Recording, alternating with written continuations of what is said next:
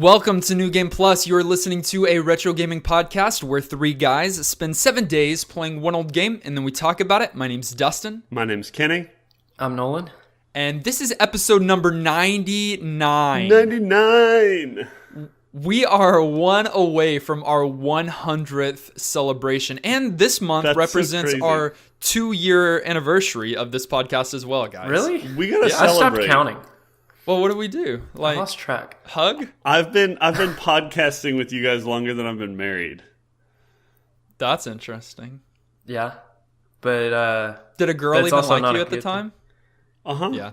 My 1-year anniversary is coming up pretty soon. Well, congratulations. Congratulations, you two and me as well, for making it for 2 years. I guess next week can kind of be our celebration. As a part of that celebration, we're doing a whole slew of things differently next week as a part of our episode. We're not going to be looking at just one game. We're going to be looking at 3 games, and they're not going to be games that you haven't heard of before or games that you haven't played in a long time, because we played them already as a part of our podcast. We'll share with you at the end of the episode today what those 3 games are based upon your votes. But we are also going to be giving away a very, very special prize. yeah, we're going to be giving away a piece of hardware called a Raspberry Pi, which is this tiny computer, and loaded on that is going to be software called RetroPie.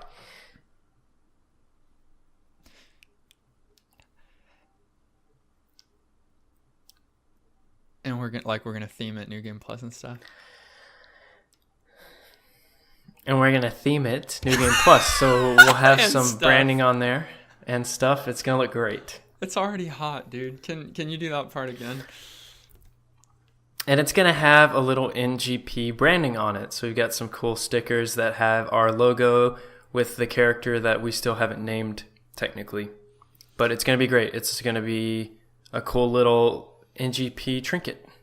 And it's going to be a one-of-a-kind thing. And for people that have created these RetroPie devices, it really just can become a plug-and-play device that you plug it into a TV or a computer monitor, you plug in a controller, and then you can potentially have access to an unlimited number of video games in your archive from many different systems. It's a really cool idea, and so you could even have access to our New Game Plus certified games as a part of that. So it's a really cool giveaway that we're doing as a part of our 100th episode. To put in your name for that drawing, you can do one of 2 things. You can subscribe to us on YouTube. It's as simple as that. Make sure you hit the bell icon so you can know when we upload new videos, or you can reach out to us on social media. If you comment to us or tag us in any kind of way, either on Facebook or Twitter, then we'll also include your name into that drawing. So you can have up to 2 entries into the drawing. We've already had a couple this week. Literally a couple. I'll cut that part.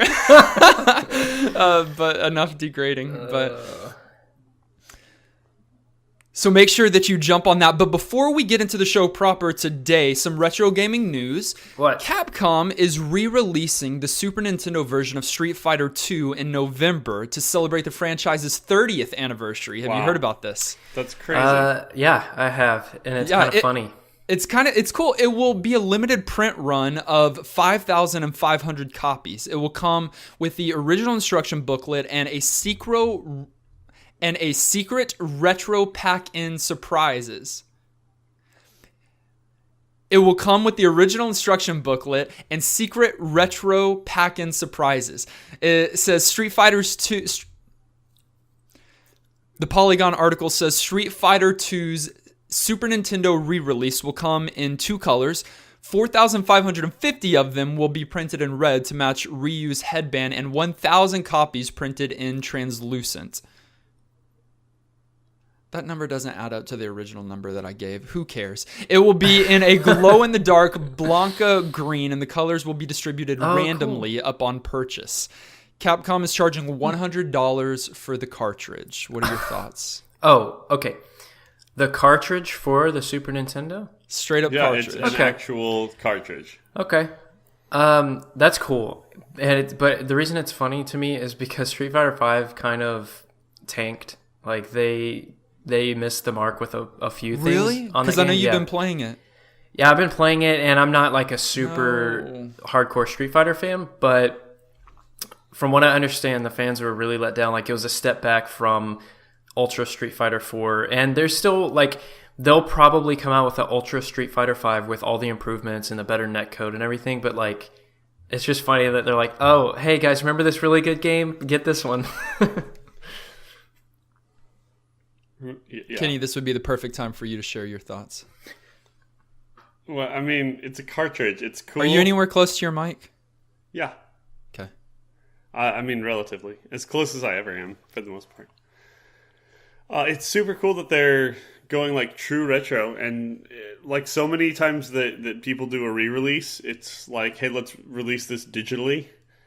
You know, and to actually release on the cartridge the game itself, and in kind of limited collectible style for people who are really big fans. You know, there will be people who are wanting to up the odds of getting the, like, more obscure one enough that they, like, buy multiple copies of the game and then, you know, sell off the ones that they don't want or whatever else. Yeah. It'll be a whole thing for those that are really big fans. But I don't know, they're doing enough of them, and I think it's a small enough market that I don't think it's going to go super crazy.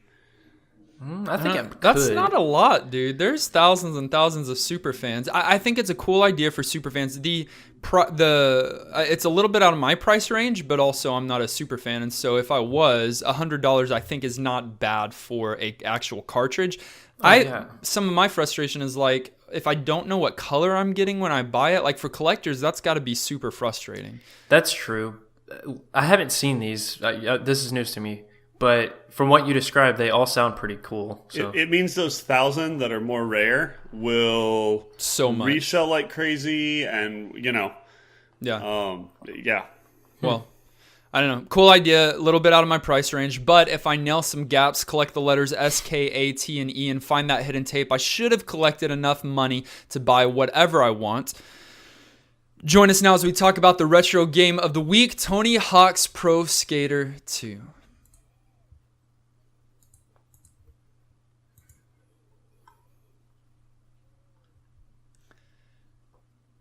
THPS2 was developed by Neversoft and published by Activision in the year 2000. It came out originally on the PlayStation, but after that came out on just about every single system, including the Nintendo 64, the Dreamcast, Game Boy Advance, PC, and even iOS.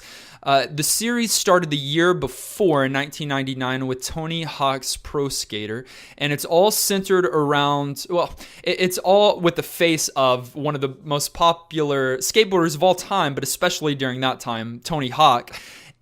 And as you can imagine, it's all about skateboarding. Which was a perfect game for me as a non-athletic, uncoordinated kid. I could sit there. It and lets you do all those cool tricks that, like, Yeah. you never would dream of being able to do in real life. Yeah, so I, like many young boys, stood on a skateboard at one point in my life, but kickflip is the furthest thing from me. However, with two thumbs and, you know, a few timing elements, I'm able to do a 360 Benihana, you know, with a blink of an eye. no problem.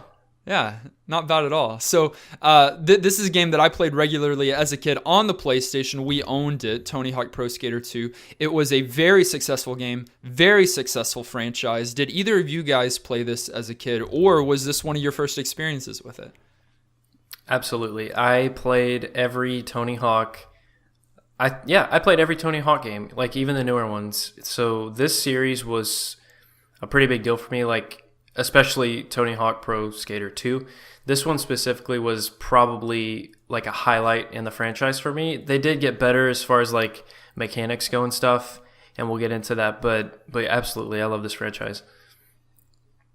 I played it some. I had friends that played. I was never a big like skateboard or sports games kind of person. And though this one saturated so much that if you were playing games at the time at all, you were probably familiar with it. It's not one that I spent a lot of time playing. I believe I played more of the Tony Hawk games later in the series. I believe at like, I don't know, at the PlayStation 2 iteration, they put some out that started to get a little bit more story-driven. And I think those are the ones I have recollection of as a kid.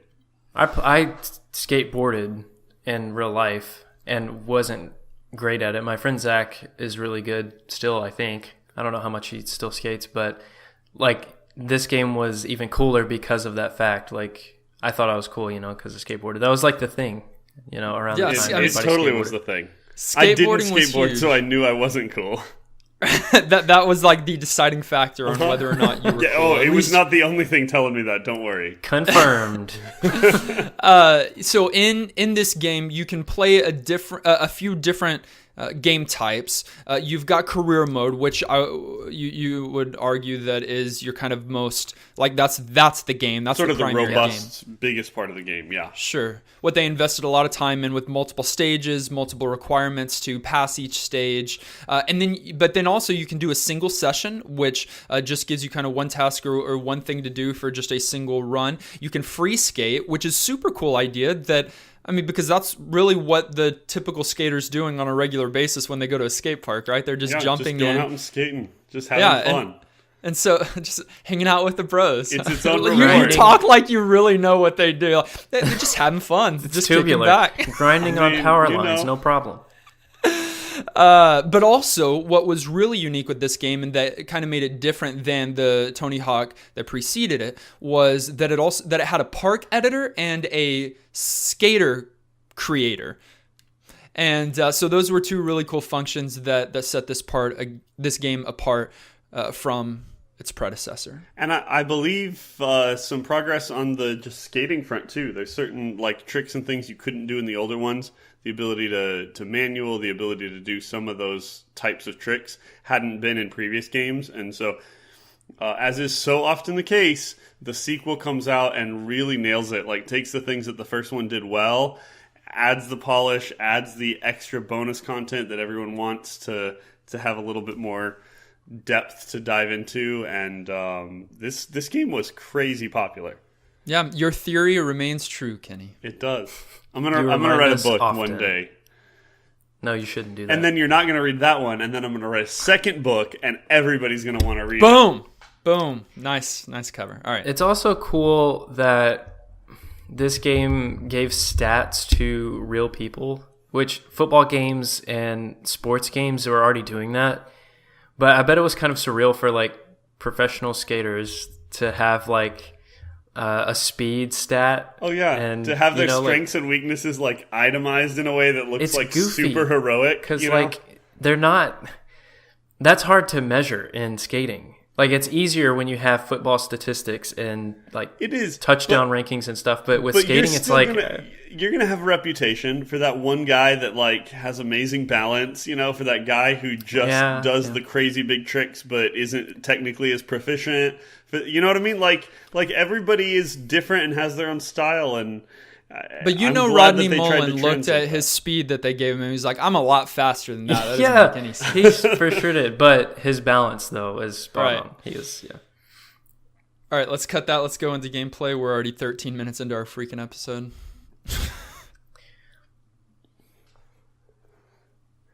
So in this game, you do exactly what you think you would do. You skate. You've got a little character, and you just jump into whatever level or world you're on. It might be at a skate park. It might be at a school. It could be any number of really cool locations that allow you the ability to go out and do some tricks. Of course, every world is a little bit tweaked to let you interact with it in really skater-friendly kinds of ways. But you're going out and you're completing missions, you're making money, you're completing tasks, and you're developing as a skater, unlocking new skills, adding more stats to yourself, getting a new skateboard, and kind of just seeing how far you can progress as either the skater that you've created on your own with the creation kit, or as one of the predefined pro skaters that you get to play. And I don't know about you guys, but I made my own. The creative skater thing's pretty fun to me. It's super fun. I did that for my playthrough. But we do need to do our picks, like who we picked normally. So if I wasn't doing creative skater, I would have gone with Jeff Rowley, because I always thought he was cool. Is Bo Burnquist a guy? Burnquist. Bobby He's was Bo my Burnquist boy. now. And then Kenny doesn't remember. No, I played Bucky Lasik. Okay, look at you. Wow. Bam. He's the creator of LASIK eye surgery after That's he stopped not his true. career. The name's spelled differently. And then Chad Muska always reminded me of Kid Rock, so I never picked him. Specifically because because he of that. reminded you. That's so One of the things that I thought they did really well with was the variety of stage design, because you've got your first stage is a very stereotypical, but then put an asterisk there. Skate park. You've got ramps and verts and I don't know what that means. And you've got rails to grind, and you've got all these things. But then there is like a helicopter over on the other side, and a big glass wall that you can shatter through. So it's not a typical skate park. It's like an airplane hangar had a baby with a typical skate park. Which is a typical skate park. Became iconic. The hangar stage remained in the series it returns as an unlockable stage, and my favorite in the series, Tony Hawk's Underground. And it's just like better. Like they made tweaks to it and added onto it, and that's always been a staple. Kind of become a classic. Yeah. And then in the second stage, it changes that up entirely. It's a school setting, right? I believe that's the second stage. And so you don't have many ramps. You've got a lot of grinding. You've got a lot of room for activities and manuals. You've got all sorts of things to do. And that one's more kind of like task oriented. Like you need to go find things rather than perform a certain amount of tricks. And can we talk at all about how hard it is for us to talk about skateboarding like we know what we're talking about? I think we've admitted that and acknowledged. Like everything that we're going to be saying, please understand that if you're a true skater, we're going to mess up a whole lot of things. We talk about video games and sort of try to know what we're talking about, and even get that wrong a lot of the times because we just play them. If we played a basketball video game or football, I mean, it'd all be the same. Like we know a little bit, but it'd be worse. It would be a train wreck. When it comes down to it, I was like, he press a button and he tosses the ball. Boom goes the dynamite, and he tosses the ball. That's funny. One of the things that I really, really enjoyed about these stages, however, is that there's at least one secret area on each and every stage. That's so great. And like Super other cool. bonus things to find as well, like money lying around that you need to get to unlock your other stuff. Gaps you jump that you don't know you're going to get a bonus for until you come across them and it unlocks them. All kinds of things to discover, even beyond like the world that you're in, how you interact with it and where the secrets and all the bonus stuff is. A lot of depth there. Which kind of just opens up for the conversation, because your primary thing in your career mode is to go on each of these stages and collect a certain amount of money to be able to open up the next stage. And the way that you do that is by completing I think there's 10 tasks per stage within pretty much a 2-minute time limit on most of your stages. And so, Kenny, you mentioned a few of them, but sometimes that can be collect some cash. Sometimes that's collect the letters of the word skate. Sometimes that's finding some items. Like on the school stage, you have to find 5 hall passes. Almost always there's sort of like score thresholds where it's like get this many score based on the tricks you do, get this highest score, and any number of other things as well. And then it starts to get really technical, which is super cool. That's like it's looking for a particular grind on a particular pole. Nice. Or I don't know what you're talking about. Or a particular trick that is done over a building. Like it's got these it gets a lot more specific, which seems to work with your learning of the handling, which is really the key component and mechanic of this game. Because at first you're probably going to be hitting the ground a lot, like you would in skating. A lot. But then as you progress and as you play more and as you get used to what you need to do so that you don't fall and you upgrade your skills with the cash that you're making, you seem to do better and better and better. I will say that while it does kind of give you a natural way to like learn and force you to learn new skills because you need them to get the most points and to maximize what you're doing, but to also even check off some of the completion boxes. Though that's a kind of good way to get you to learn the stuff, this game does lack any kind of formal tutorial. And something like that would actually help quite a bit. Because especially for people who are playing the video game but don't know the tricks or what they mean, don't know You learn later how you can like chain tricks together and how you get a special meter and all these things, but you have to kind of just figure this stuff out naturally. And I'm sure there's tricks that in all my attempts, as bad as I am at button comboing with like fighting games, I'm also bad at this game. I'm sure there's tons of tricks I never even touched or tried because I didn't know they even existed. I actually like that, and I think it works here. I think it was intentional. So you mentioned fighting games, and that's the example I was going to use, where it takes some exploring and testing out and trial and error with different moves and button combinations to get a specific move or grind or whatever.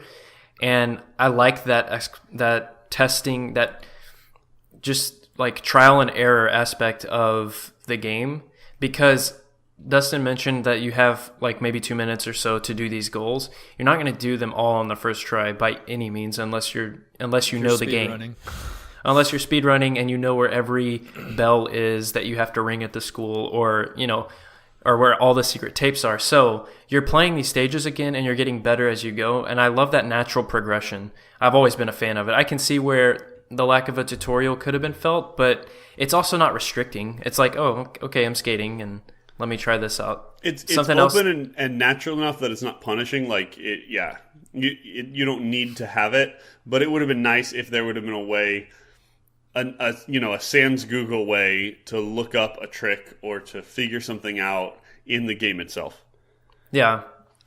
Another thing that I really think is a nice mechanic in this game is the way that you can change your stats and purchase things. So, like, I assume this is also for the pro skaters, but I did Create a Skater, and when you do that, you can, with the money that you're collecting from these stages and from these goals, you can use that money to purchase stats and increase like speed, grind balance, hang time, ollie height. So that's like a really neat way to get better. What did you guys focus on as you were like statting up? Oh, and yeah. How's your personal RPG style as a skater? Yeah, easily mine was balance, because I'm kind of bad at that. So grind balance and manual balance, or it's just called manuals, but it helps your manuals be easier. That's what I focused on. Manual is what I focused on because I played the game as a kid, and I know that one of the secrets to getting some major points is to manual in between tricks, because that kind of sets multipliers going off like crazy. So that's one of the things I focused on. However, and Kenny, you can tell yours, but I when it comes to spending money or things that you earn in game, I am a hoarder, and I don't do it until like I feel like I need to or have to. And so with this, it was so difficult because yes, you could upgrade your stats, but also with that same money, you can buy new tricks. And so I did not know what to do. Or new skateboards, or like you have some choices there. Right, aesthetic stuff as well, yeah. Uh-huh. So what did you do, RPG boy? Oh, I don't want to answer now because we're all boring and put our points in exactly the same spots, and it's terrible. I didn't know that there were bonus things for doing that. I just I was bad at tricks, but I remembered from having played this game like years and years ago as a kid that the balance portion of once you start that grind, like keeping yourself in, was always fun to me, like seeing how long you could go. And so just because I thought it would be a less typical kind of thing to do, I was so wrong, and that I'd have fun with it. I poured all my points into like my balance stuff. Yeah. And speaking of manuals, connecting different strings of tricks, so that's like how you keep your score going. So I don't know if we mentioned, but when you do a trick or a grind or whatever, numbers pop up at the bottom, and it's like an equation. It's points, a point value per thing that you do, and then you can multiply it to get even more points. If you manual, you can, when you land, those numbers go away and you get the score. But if you manual, that number keeps going up and you can keep doing more stuff. So like, I really respect the thought process that went into building a point system that is based on like multipliers and linking stuff together. It really makes the gameplay more creative per player. It was very thoughtful, and it really forces you to do the things that as a actual good skater you would want to do, and that is like variety of tricks and tricks that are chained fluidly without interruption, without falling, without the kind of things that would be like, wow, that was an amazing run. This game forces you to kind of do those sorts of things in a really natural way. And another thing that helps you to really do that extraordinarily well is cheat codes. Which I used extensively as a kid and today. So once I didn't know what to do and how to spend my money, that's fine. I just enter a stage, pause the game, do a certain set of button inputs, and then I've got max stats, so I don't have to spend my money on that. That's when cheat codes were at their prime. Like Yes. GTA and skate era. games did it so well. Well, even like GoldenEye, Yeah. cheat codes were huge, and so like you've got the stuff that are trivial, right? So you've got big head mode, and you've got different things like that. But you can also open up all the characters, or get more money, or get more stats, or any of those things. If you try to save the game, it calls you out for being a cheater, though, which is fun. Like you can really kind of just do it temporarily, and then on top of that, so all of those things most of those things that you can do with cheat codes, you can do in the game without cheat codes if you beat it a certain amount of times with a certain character, or all the characters, or get a certain score, or different things like that. One of those things that this game was just even more so iconic for, and that people really enjoyed, was that you could get a specific character who is a superhero named Spider-Man. Yeah, that's so cool. And because there was a Spider-Man game at the time that was also really fun. So it was released, I believe, by Activision, so it was like cross promotion for their own games. Oh, that's a great idea. But with Spider-Man, like, they really worked him out. It's not just a character model, although it is. He uses his webs to do tricks, to grab onto his skateboard and stuff like that. For real, that's so sweet. Yeah, super cool. So I love the cheat code element. I love that you can get a lot of that in the game by just completing it a certain way, a certain amount of times. Super cool. We talked about create a player. Create a park was cool as a kid. Yeah. My brother and I would create a park and then try to get each other playing. Yeah. Yeah. And a pretty good system there. It's very robust. blocky. Especially for a console, which sometimes has a harder time with interface kinds of things. Yeah. They came up with really good ways of doing it, and it was robust, and like it worked well. And on top of that, they give you spikes to put in the ground, which any kid is going to just place spikes everywhere for your character to fall into. And then finally, one of the really cool things that you didn't get to experience this week, but if you're together, like, it really shoots the value up of this game even more, is 2-player mode. Yeah. Because there's 5 or 6 different modes that you can play within 2-player mode. One of them is horse, where you complete something and have so many points, and the second person has to beat that score.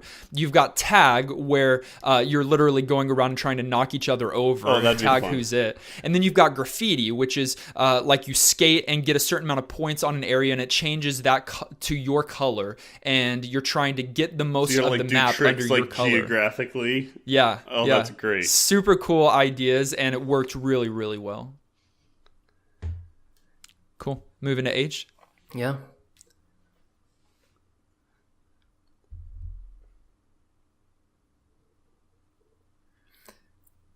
So for me, the game lives on like so well in the franchise itself. They don't really make them anymore, I don't think. Like, I haven't checked, so I'm not in the Tony Hawk market currently, but I haven't heard of one, so I don't think they're still making them. But the ones they did make after this game used some of the elements that this game started and just made them better. So I think this game was ahead of its time, and I still think I think it aged well in general. And there's a few things that we can talk about, but one of the things that I really love about it is the soundtrack, obviously.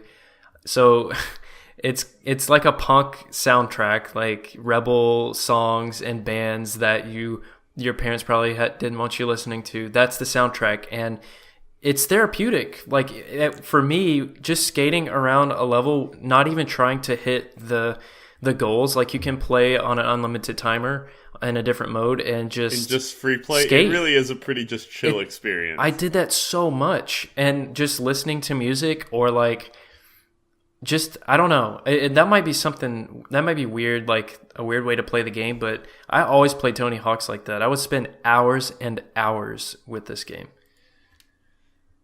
I think it makes sense. I mean, you didn't name any of the bands, but we're talking about like Rage Against the Machine, Bad Religion, Anthrax, like Papa all these Roach. edgy, like teenagers listen to when they want to rebel against their parents type stuff. Yeah. And it really, really worked for this game. And it was a lot of what made this game so marketable, is that it had just these classic songs that really helped with the vibe of what Tony Hawk Pro Skater was going for. It did, and I think that helps make it the popular game that it was. I think it's an interesting thing to talk about when we talk about how it ages for two reasons. One, like tastes in music change, and though you totally get that flashback to the late 90s, early 2000s when you hear these songs and it's fun, like I don't know that those songs themselves have like current appeal, just because that's something that was sort of a then kind of thing. I don't know. Sure, but it reminds me of Crazy Taxi, how the music added to that experience, and even now it totally defines the game. I agree. Like it's part of the experience, and it's part of what makes it a great game. But it just, to some degree, also like dates it. You know what I mean? And sure. There's like value there, but kind of a flip side too. And then also the fact that because all of this was like popular licensed music with big name people, when they went back and like re-released the game later, they couldn't release the same soundtrack because they lost the licensing to all this music, or it would have been too expensive or whatever else. And so as they've even re-released the game, they haven't been able to take the soundtrack with them because of that. And so it's just an interesting sort of two-sided thing when you're talking about music. On paper, I get you. Like, you see the list and you're like, this is old. But in the context of the game, just like Crazy Taxi, it just fits works, and you just jam. Like, completely I can fits still in the game. listen. I think we're just talking about it as like the soundtrack to this game. Yeah. It's an amazing soundtrack, and you're totally right. You hop in, you play, even as you're bad at it, you start figuring out how to do a couple of things, and you just do them, and they're satisfying, and you're skating, and there's this music, and it's a satisfying package for sure. They did a great job with the music. The graphics, on the other hand, I think are rough. Like, they were. I think even like today, even looking back, it's like it was this bad. PlayStation did better, the graphics. I don't know. It's just really, what is the thing about it? It's just not precise. It's blocky. It's PC. The gameplay was really fluid. Sure. Like your ability to have your tricks hit things and to chain them and to work well and to all make sense. And it was amazing. Handling is amazing. Yeah, but like, the look is just dated. Yeah. If you go through the creative player process and you are working on like the different faces, the face options and hair options, you're just like, do you want Smudge 1 or Smudge 2? Yeah. Do you want a deformed What race person? of Smudge are you going to play as? I don't know what it was. I think, it was really around that time when the graphical aspect of games was being pushed and the limits of the systems were being explored. So PlayStation 1 and 64. And I don't think that stride with 3D games had been hit quite yet. And because of the type of game that it was, I think they were focusing more so on the handling and the mechanics, which is appreciated in my book. Like, I can deal with the bad graphics. If they hadn't done that stuff well, this game would have just flopped. That's what that's what they knew. Yeah. And handling in a game like this is so important. Precision and fluidity. And I from what I gathered, the first game didn't have that as much, but this game kind of just completely revolutionized that to where your inputs are precise. And the other cool thing that just really adds to it is that the motions that these characters go through are actually very comparable to the motions that in modern skateboarding games today, if there are many, it's kind of just like you do something and you're just trying to do just crazy, unrealistic things. Here, you've got to have enough time to do it, or you're going to bail. You're going to hit the ground often because you don't have enough time to complete the animation. Land at the right angle. If it looks like it's not going to happen, if it looks awkward, you're about to biff. Like, you can tell just visually. I'm pulling this trick off, or I'm not. I've got the momentum here, or I don't.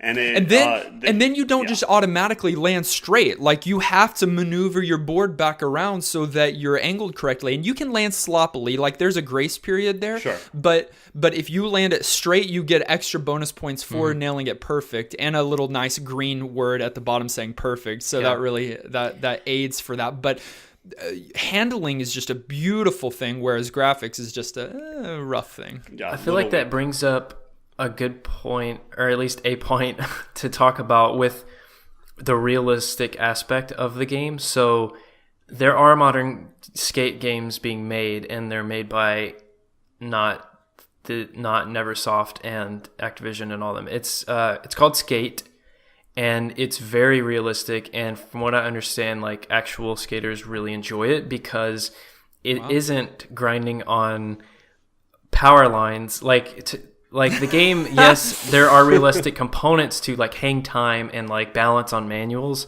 But you're jumping over like you're a superhero skater. You're a superhero, but I don't think they like were stupid and did that on accident. Like it's so fun to just push those limits. If they tried to be the other game early on, it just wouldn't have ever been what it was. Yeah, it's like I'm trying to think of what to compare it to, but it's just like silly and fun, and there's the free roam aspect of it you're on levels, but you can still like go where you want and do what tricks you want. Like, I don't know, there was something very special about it. Here's what I think is important. It feels like it clearly to me was that they made a great video game that just happened to be unique because it was about skating. Yeah.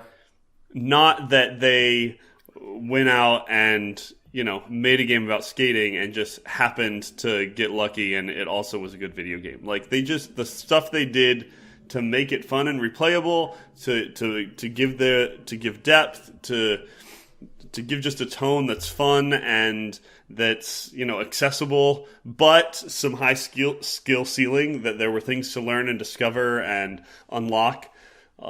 They were really thoughtful with this game, and it shows. Which brings us to the final segment of our podcast, where we determine whether or not we give this game our vote for New Game Plus status. It's our general thumbs up or thumbs down. Do we suggest our viewers go out and find a copy of this game and play it, or to reserve their retro gaming time for another retro video game? It needs the majority of our vote, the three of us, to swing one way or another. I'll jump in first, because why not? This normally wouldn't be my cup of tea kind of video game. Didn't like skateboarding, don't often like sports-based kinds of games, and when you have to combo buttons in a way that's even sort of like a fighting game, I'm just bad at it. But even with all of those things saying I shouldn't like this game, I still do.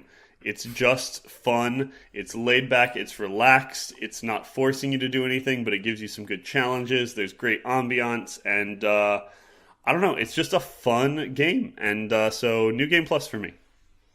Nice. Yeah, I mean, I agree with you, Kenny. Inputting a certain button combination and a certain amount of timing is not my cup of tea. But a lot of it, I'll just be honest, is nostalgia with this one. But I was thinking this week, would modern gamers, younger kids, not the youngest, but be able to work through and learn and enjoy this game? And I really do think so. I think especially with the themes. I mean, late game, like maybe one of the final stages, you're playing like at Area 51, and there's like aliens. So there's a very fun nature about this game, and then it all goes back to that handling that if with enough time you can master the control of your character, and as your stats increase. And so I just think there's a brilliance with that. There are some glaring issues with how you said the double-sided coin with the music. The graphics are abhorrent. But with so much to do with Create a Park and 2-player mode, and the things that you can buy and the upgrades you can get and the new characters that you can find, the levels. We didn't even really talk about it not having story, but it like doesn't have story, but there's still plenty to do. Yeah, that too. Which you should have said during your time and not. I know, I interrupted you like a fool. That's fine. I'm with you. I definitely give it my vote for New Game Plus. 2 thumbs up. One from me, one from Kenny. And Nolan? Just, I mean, it doesn't matter, but I do.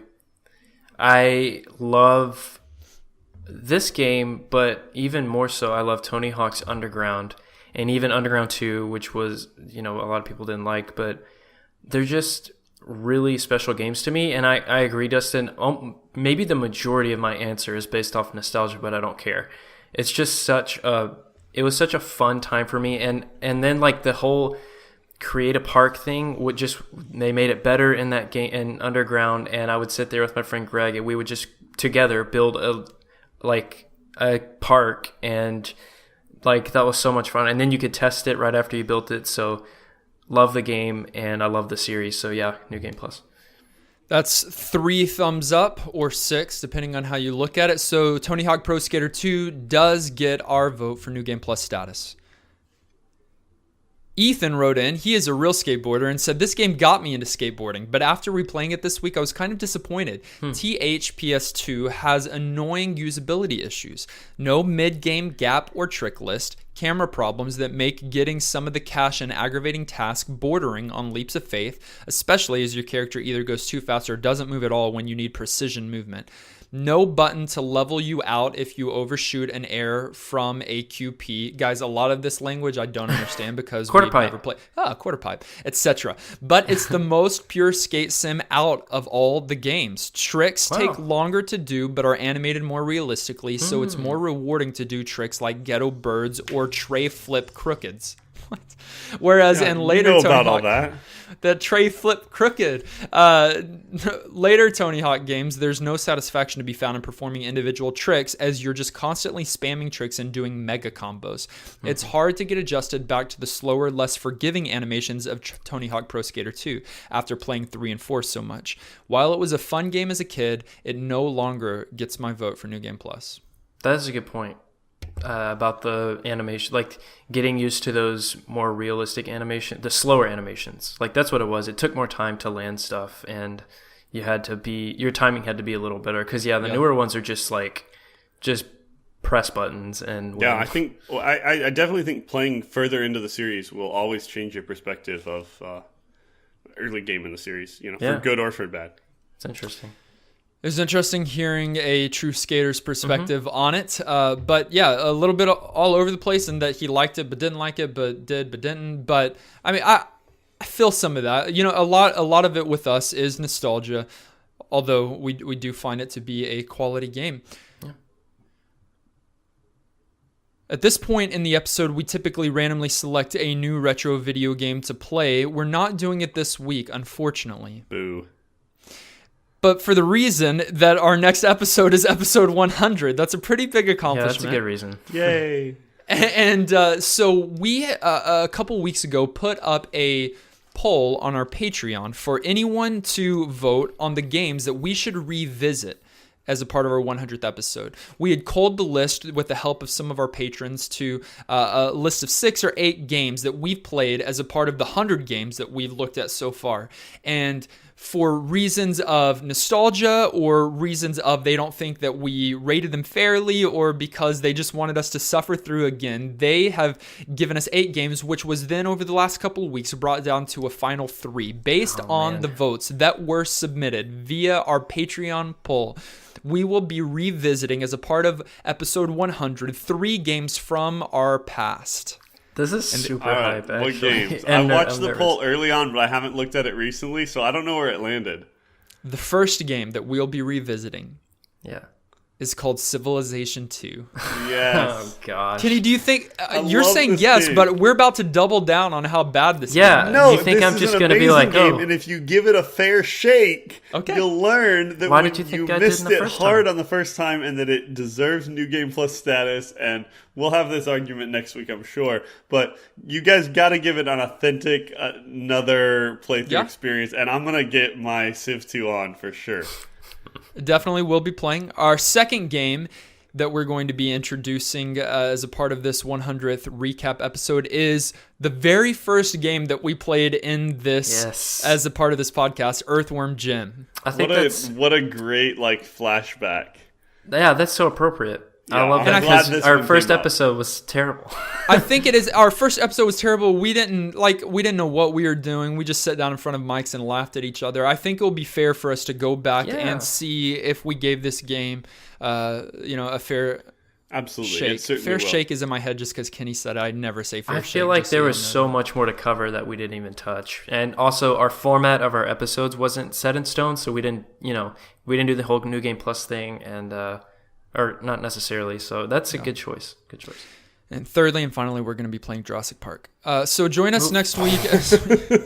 We have to play Jurassic Park. Just so that we'd have to That's suffer? not funny. I feel like our There's so many viewers games. hate us. Here's the thing, though. Jurassic Park, I think that I remember not hating it near as much as you guys did. So I hope that you play it this week and it becomes not as hated as y'all have made it out to be. I don't know. It's not that bad. You run. It's and not then you that run. fun.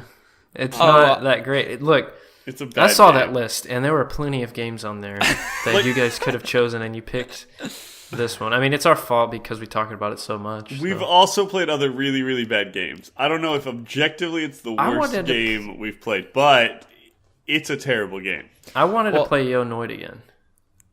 Well, those are the 3 games. We're going to be playing Civilization 2, Earthworm Jim, and Jurassic Park. If you want to find a copy and play with us next week, or this week as we lead up to that 100th episode, please do. And let us know your thoughts on any of those. We won't be giving them the full kind of focus of the next episode, but we will revisit them for at least a few minutes each. A few minutes. One. Nolan, Discord? Hey, we've got a Discord server, and it's great. You can join us there and talk about whatever you want. You can talk about these 3 games, or you can link funny memes. It doesn't matter. It's up to you. Find an invite to our Discord on Twitter, and we'll talk and see you there. While you're there, you'll run across a pretty great group of people that we like to refer to as our patrons. These are folks that support us, and not just by listening, but by giving to our podcast. And we always like to take a moment and say thanks to all of our supporters, especially to those that support us at the producer level. Brian? We just got a new producer, guys. You didn't even know it. Thanks, Brian, for your support. When you try and combine the name Bradley and Zion, you say Brian in your brain. Bradley, Sadly. Zion, and Gimbarino are our 3 producers, as well as honorary producer Brian. If your name's Brian and you're listening to the show right now, for this episode only, you're our honorary producer. Thanks, guys, so much. You're the best. As always, you can find us on social media, Facebook and or Twitter at NGP Podcast. You can listen to us directly on iTunes, SoundCloud, Stitcher. You can listen to us directly on iTunes, SoundCloud, Stitcher, Google Music, or any other podcast provider. Make sure you subscribe so you are the first to get new NGP episodes. And if you would like to leave an informed review, that always helps us to improve the show. And I believe as a part of our episode next week, our very special episode, we're going to actually read through just a few of these. So if you want to be a part of the episode in that kind of way, make sure that you leave that review sometime this week. As Kenny mentioned, patreon.com/NGP podcast for some weekly additional content. We're going to have something fresh for you this week that that Nolan and I are excited to share with you, and Kenny has no clue what it is. Join us next week for our very, very, very special 100th episode celebration. Until then, I'm still Dustin. I'm still Kenny. I'm going to have to wear something nice. And this has been New Game Plus. All right, let's hang up.